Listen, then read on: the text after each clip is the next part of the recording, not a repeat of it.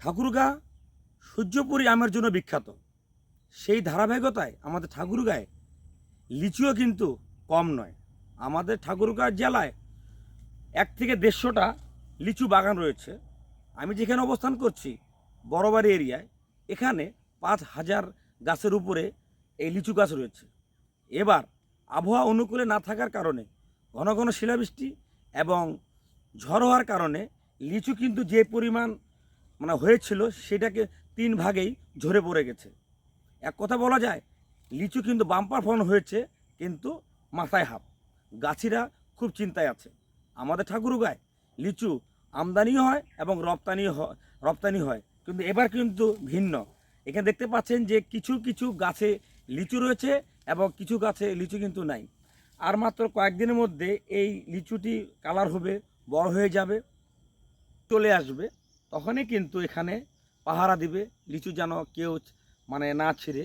আমাদের এই লিচু কিন্তু বোম্বাই লিচু আছে, কাঁঠালি লিচু আছে, আপনার গোলাপি লিচু রয়েছে। কিন্তু আবহাওয়া অনুকূলে না থাকার কারণে এবার কিন্তু গাছিদের মাথায় হাত। আপনারা সাথে থাকুন, আমি দেখানোর চেষ্টা করছি আমাদের লিচুর কিছু চিত্র।